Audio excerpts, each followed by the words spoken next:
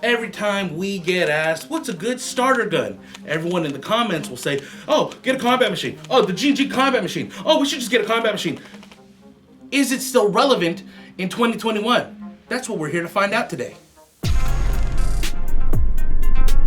What's going on, you guys? My name is Cisco, and today we are revisiting the G&G Combat Machine. If you did not know, the Combat Machine line is now over 10 years old.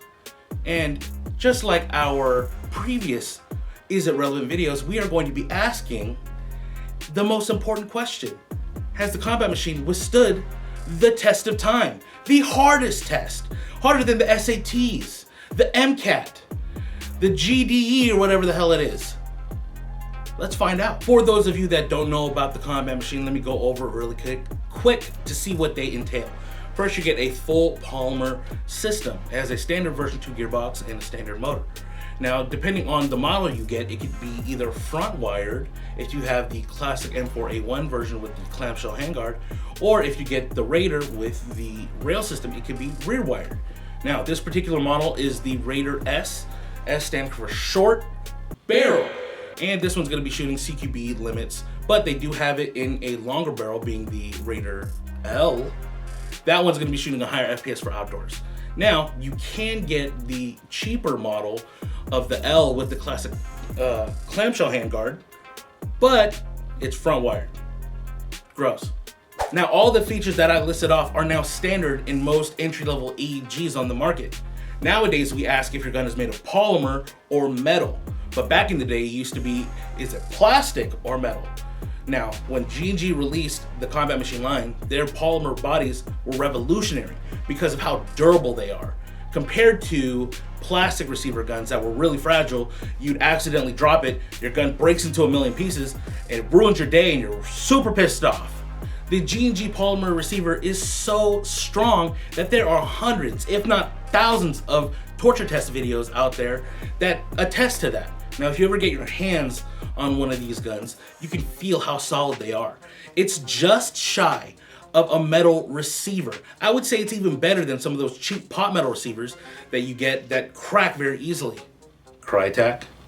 But when the Combat Machine line was first released, it was the OG polymer. And eventually, other manufacturers started releasing their own polymer line to keep up with what G&G was doing.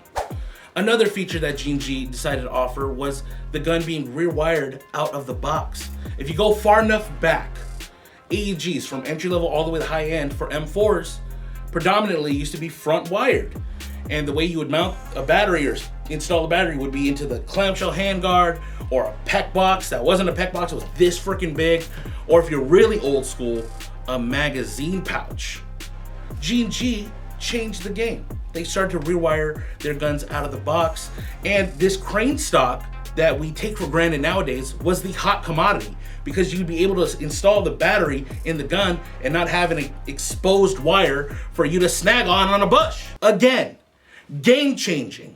Now, the reason why rear wiring your gun is important is because back in the day, we didn't have fancy LiPo batteries that were so small that still put out a lot of power. We were running nickel metal cadmium batteries, nickel metal hydride batteries. If you ran a NiCad battery, you understand how thick that battery was, and having it wired to the rear was the Gucciest of Gucci for back then. Another thing that the Combat Machine has going for it is its standard version 2 gearbox. I mean completely standard version 2 gearbox, meaning it has the aftermarket support you want. Now, back in the day, there weren't too many proprietary gearboxes, so you didn't really have to worry about it. But nowadays, there are a lot of companies that release a proprietary gearbox. Maybe it's a proprietary trigger system or something like that. And an entry-level player or a beginner would pick up one of these guns not knowing that, and when they break it, they have to go get it fixed and realize they have to buy this proprietary part. But nowadays, the aftermarket upgrade market has exploded, and there are thousands upon thousands of upgrade parts that you can install into this gun, and you can sleep well knowing that you are able to fix your gun if it were to break. Another feature that G&G offered in the Combat Machine that we take for granted is the color. Back in the day, majority of airsoft guns were only in black. And if you wanted a OD green or tan, you had to get it in a high-end gun, meaning high-end price. But G&G has brought it down to the common airsofter's budget and offered it in black or tan. So you can have options. And we like options. Another feature that I can't ignore is that red subscribe button down below. Why haven't you hit it yet? Subscribe, guys. We need it more than ever. If you want to support the channel directly, go over to airsoftgi.com. Pick up all your airsoft goodies over there. Help a boy out. Help your boy out. Because supporting Airsoft GI directly supports the channel, allows me to make this quality content for you guys so you get entertained and you get your airsoft goodies, like the Combat Machine, available at airsoftgi.com. Now, G&G thought about the beginner player when they released the Combat Machine because they included a 450 round high cap magazine out of the box. Unheard of! It was unheard of back in the day. The standard of high cap magazines is about 300 rounds for a high cap magazine. Now, this is a magazine and a half of standard high cap magazines. Now, beginner players typically don't really have the budget to afford extra magazines. And back in the day, full auto was allowed and 300 rounds would go by really quick. So to keep you on the field longer and reloading less, they offered this 450 round magazine. And I would say it is the best high cap magazine on the market, hands down. I own 10 of them and they always work. Now again, G&G has revolutionized the entry-level airsoft market and they haven't changed the design of this gun ever. And I get it, if it's not broke, don't fix it. But has G&G fallen behind to its competitors with the Combat Machine line in 2021? Now, a pitfall to the Combat Machine is that they don't include a battery and charger. Now, they have a package that has the battery and charger included that's more expensive, but at the price point that people are looking at when getting started in airsoft, you're buying the gun that's more affordable, but you're playing yourself because you will have to buy the battery and charger. So, I mean, compared to brands like Lancer Tactical, all of their Gen 2 line offer a battery and charger out of the box, no questions asked. Now, another feature that the Combat Machine does not offer is a quick chain spring system.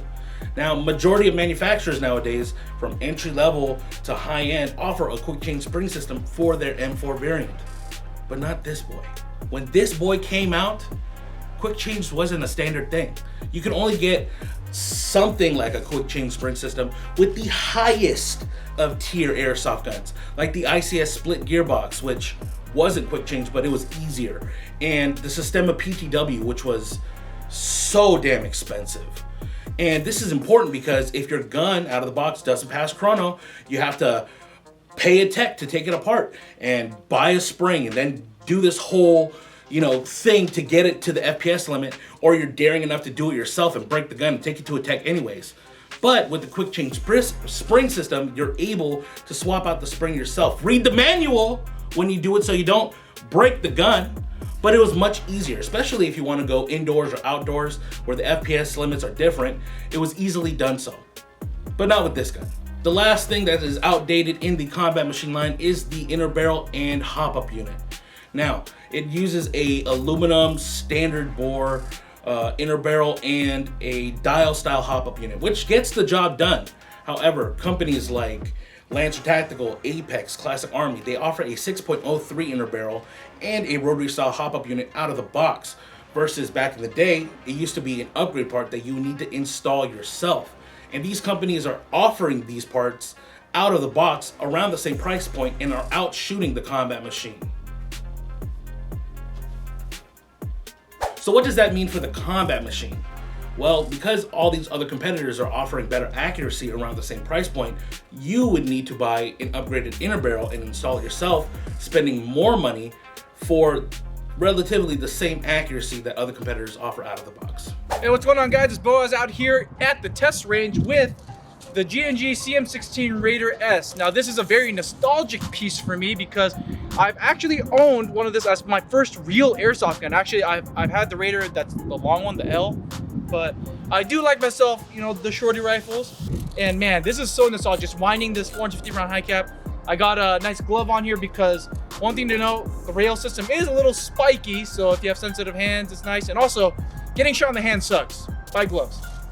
So we have a 9.6 volt battery in here, just like you're supposed to. Don't go anything higher than 9.6, by the way. Not LiPo ready. completely stock out of the box. You know, we even have iron sights, no accessories at all.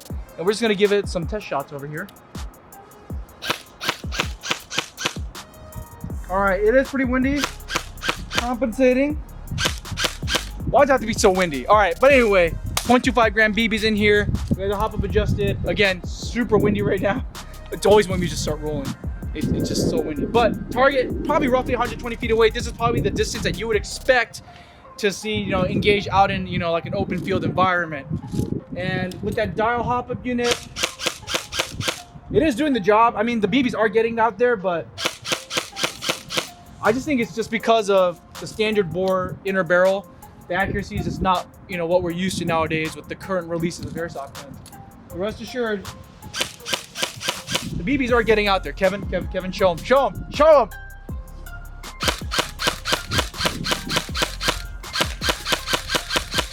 All right, I did land a couple hits right there. Yeah, but they are getting out there. And again, with the high cap mag, you want to widen this every 10 to 20 shots just to keep it feeding. All right, so that's semi. Again, you know, the sound isn't as crisp as some of the newer guns out there, nor is it, you know, super responsive because there are no electronics in here at all. I'm gonna go full auto real quick. Man, I remember when fields allowed full auto for everybody. Everybody was running full auto. This is the sound that you would hear in like the hundreds.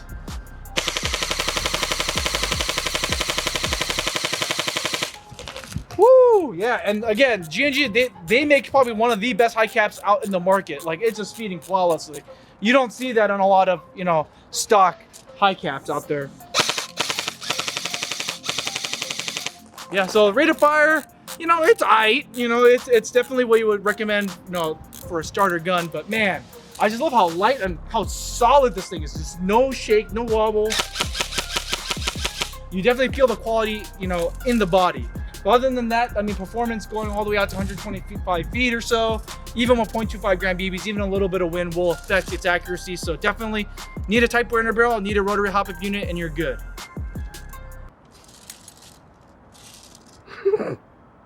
Now, the question that needs to be asked is the G&G Combat Machine worth it in 2021? And as a beginner entry-level gun, now I'd probably say not, especially because other companies are offering more for around the same price point. However, as a high-end airsofter, I would say yes. Now hear me out. A high-end airsofter is probably gonna build their gun out anyways, and you want a reliable, solid base that will work. If you're gonna yeet out all the internal parts anyways, or do other stuff to it, it's an affordable option that's reliable and solid for you to build off of.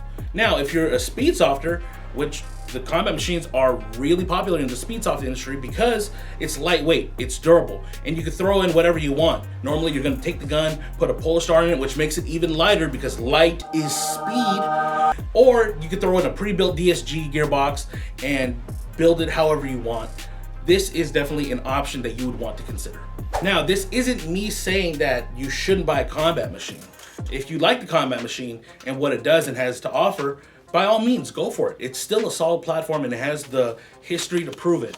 But nowadays, with what companies have to offer, it makes it a really hard choice to say that this is the best starter airsoft gun. But at the end of the day, it's my opinion! All right, guys, that wraps it up for our revisit of the G&G Combat Machine. I already know you're typing your comments, so tell me why the G&G Combat Machine is the best starter gun ever. And if you haven't already, subscribe. It means more to us now, more than ever, because Instagram is zucking us, Facebook is zucking us, and Airsoft isn't really popular or liked by YouTube. So we need the help. If you want to support us directly, go over to airsoftgi.com, pick up all your Airsoft goodies over there. Use the Wombo Combo for free shipping, rewards points, and find a coupon code that works for you. My name is Cisco, and thank you guys for watching. I'll see you next time.